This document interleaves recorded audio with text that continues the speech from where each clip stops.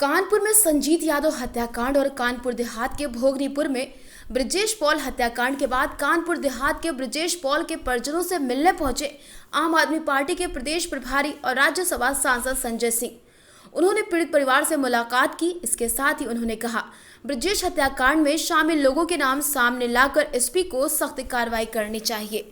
वहीं संजय सिंह ने यूपी की योगी सरकार को अब हत्याओं का प्रदेश बताया। मीडिया से रूबरू होकर आम आदमी पार्टी के संजय सिंह ने कहा कि कानपुर में संजीत यादव के अपहरण और हत्याकांड के बाद कानपुर देहात को ब्रजेश पॉल अपहरण हत्याकांड, ये घटना इस बात को साबित करती है कि उत्तर प्रदेश में योगी राज में अब जंगल राज है। जिस तरीके से उत्तर प्रदेश में घटनाएं घटित हो रही हैं, उससे ये साबित होता है पुलिस, नेता और अपराधी का गठजोड़ है, जिससे संगठित अपराध उत्तर प्रदेश में फैल रहा है। इससे पहले 8 पुलिस वालों की हत्या हो जाती है। उन्नाव में पत्रकार शुभम मणि त्रिपाठी की हत्या कर दी जाती है। गाजियाबाद में पत्रकार विक्रम जोशी की हत्या होती है। प्रयागराज में 4 लोगों की गला काट कर हत्या की जाती है। कासगंज में एक परिवार की हत्या होती है। ऐसी तमाम घटनाएं जिसको पढ़कर आपको शर्म आएगी।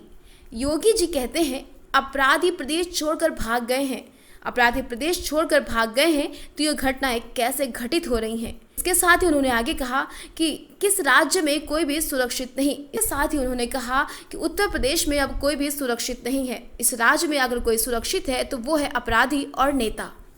संजीत यादव के अपहरण और हत्या के बाद कानपुर देहात में ब्रजेश पाल का अपहरण और उसके बाद फिरौती की मांग और उसके बाद फिर उसकी हत्या। ये घटनाएं इस बात को साबित करती हैं कि उत्तर प्रदेश में योगी के राज को जंगल राज कहना भी कम होगा। और जितनी घटनाएं घटित हो रही हैं वो साफ तौर पे इशारा कर रही हैं कि उत्तर प्रदेश में पुलिस, अपराधी और नेता का एक गठजोड़ काम कर रहा है, जिससे संगठित अपराध पूरे उत्तर प्रदेश में फैल रहा है। 8 पुलिस वाले मार दिए जाते हैं। पत्रकार विक्रम जोशी की हत्या गाजियाबाद में हो जाती है। उससे पहले उन्नाव में शुभम मणि त्रिपाठी पत्रकार की हत्या हो जाती है। एक परिवार के 4 लोगों का गला काट के हत्या हो जाती है प्रयागराज में।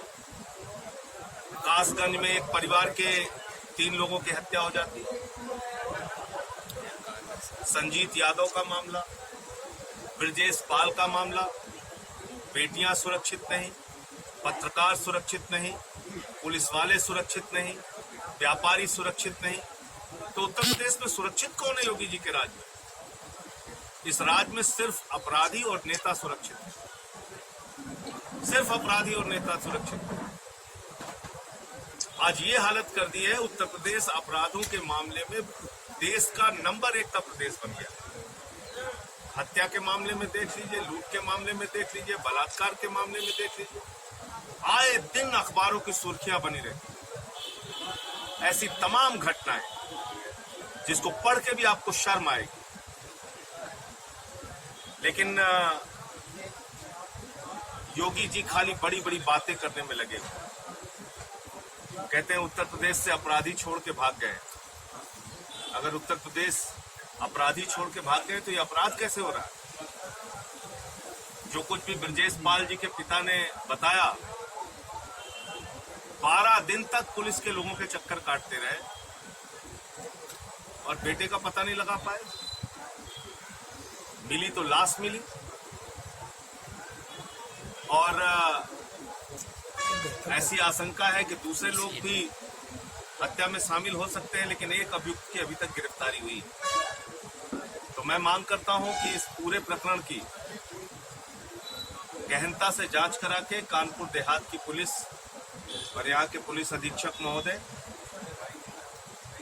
ब्रजेश के परिवार को न्याय दिलाएं और उनके पिता को, उनके परिवार को जिसमें भी शंका हो या जो एक अपराधी पकड़ा गया है उससे पूछताछ के जरिए जो कुछ भी निकल के आ रहा हो सामने,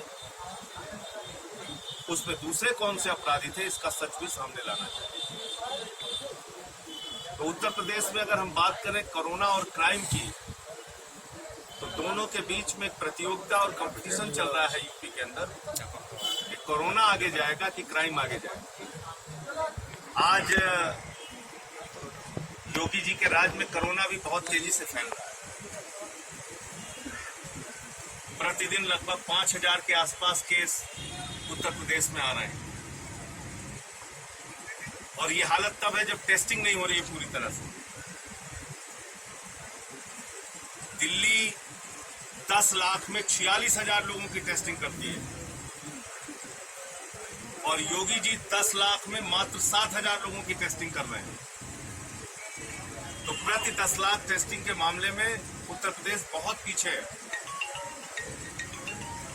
no crime, no FIR, no crime, no testing, no corona के फार्मूले पे योगी जी चल रहे हैं और इससे बड़ी खतरनाक स्थिति पैदा होगी पूरे उत्तर प्रदेश में। कोरोना एक ऐसी बीमारी बनती जा रही है, ऐसी भयावह स्थिति हो रही है कि आज आप देख लीजिए देश में तमाम मंत्री इसकी चपेट में आ गए। उत्तर प्रदेश के 2 मंत्री चपेट में आ गए। एक कैबिनेट मंत्री जी का निधन हो गया कोरोना से ही। राज्यों के राज्यपाल इसके चपेट में आ जा रहे हैं, मुख्यमंत्री चपेट में आ जा रहे हैं, देश के गृह मंत्री चपेट में आ जा रहे हैं। 18.5 लाख केस हिंदुस्तान में हो गया और भारतीय जनता पार्टी की सरकार और हमारे प्रधानमंत्री जी कहते थे कि हम जैसे महाभारत में जीत हासिल की गई थी ऐसे कोरोना में जीत हासिल करेंगे। 18.5 लाख लोग देश में कोरोना से ग्रसित हो गए, लोगों की जान जा रही है और भारतीय जनता पार्टी लोगों के जीवन की चिंता छोड़ के वो अपना जश्न मनाने में लगे हुए हैं। आज प्राथमिकता क्या होनी चाहिए थी? प्राथमिकता होनी चाहिए थी कोरोना से इस हिंदुस्तान को कैसे बचाएं, उत्तर प्रदेश को कैसे बचाएं। दिल्ली के मुख्यमंत्री अरविंद केजरीवाल जी ने करके दिखाया। एक दिल्ली मॉडल आपके सामने है जहां पे 90% से ज्यादा मरीज ठीक हो चुके हैं। होम आइसोलेशन के जरिए, प्लाज्मा बैंक बना के, ऑक्सीजन बेड का इंतजाम करके, वेंटिलेटर बेड का इंतजाम करके लोगों का जीवन बचाने का काम केजरीवाल सरकार ने किया। और आज जो राज्य पहले टॉप 3 में था, आज हम पॉजिटिव केसेस के मामले में 14वें नंबर पे आ गए। यानी लगातार वहां पर केसेस कम हो रहा है। सर, उत्तर प्रदेश, मुझे ये लगता है कि आज कोरोना को लेके कुछ गंभीर प्रयास करने की आवश्यकता है। इसी क्रम में आम आदमी पार्टी पूरे उत्तर प्रदेश में अभियान चला रही है। हर जिले में हमने हेल्पलाइन नंबर जारी किया है और ऑक्सीमीटर के जरिए लोगों का ऑक्सीजन लेवल चेक करने का काम हमारे कार्यकर्ता साथी गांव-गांव और शहरों में, कस्बों में करेंगे। आज आशुतोष सागर पांडे जी, जो हमारे पार्टी के सदस्यता अभी कुछ दिनों पहले जिन्होंने ली है, बहुत ही प्रभावशाली नेता है इस क्षेत्र के, उन्होंने 100 ये ऑक्सीमीटर अपने साथियों के लिए यहाँ पे डोनेट किया है कि वो गांव-गांव जाएंगे और इसके माध्यम से कैंप लगा के लोगों का ऑक्सीजन लेवल चेक करेंगे। क्योंकि कोरोना में ध्यान रखिएगा, सबसे ज्यादा स्थिति खराब तब होती है जब ऑक्सीजन का लेवल डाउन हो। उस समय अगर आपको ऑक्सीजन बेड ना मिल पाए, उस समय अगर आपका इंतजाम ना हो पाए तो जानलेवा हो सकता है कोरोना।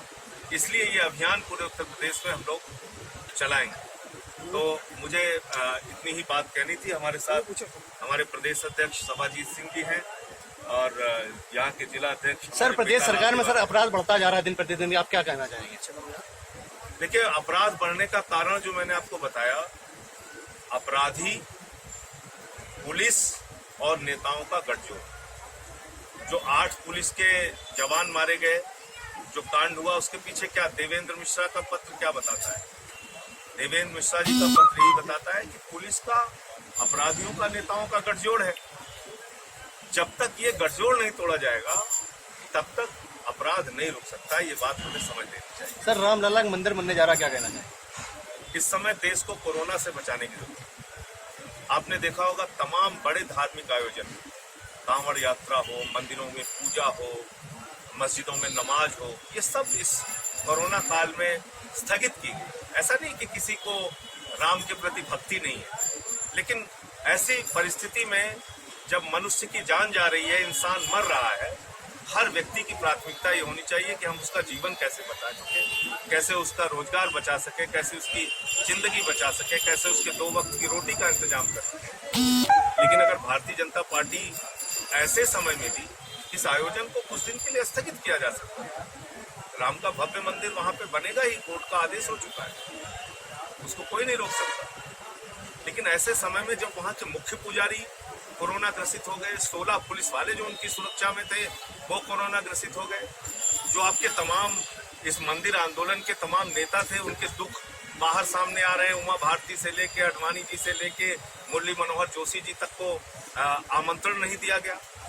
तो मुझे लगता है कि ये आनन फानन में ये सब कुछ करने के बजाय इसको व्यवस्थित ढंग से और सबको शामिल करते हुए इस काम को कर सकते थे प्रधानमंत्री जी।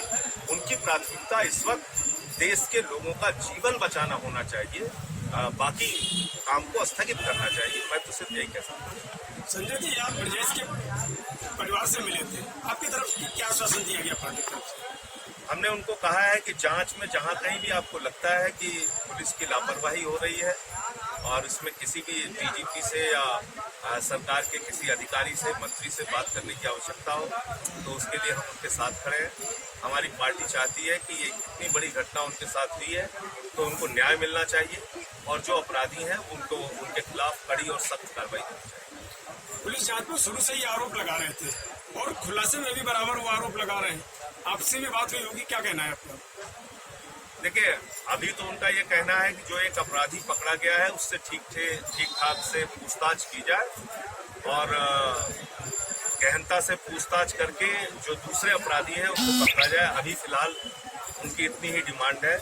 तो पुलिस ने उनको आश्वस्त किया है कि वो जो एक अपराधी पकड़ा गया है उसको रिमांड पे लेके उससे पूछताछ करके आगे जो लोग अपराधी इसमें शामिल हैं, जिसकी आशंका परिवार को है, उनको गिरफ्तार करेंगे। ऐसा ब्यूरो रिपोर्ट, तेजस खबर।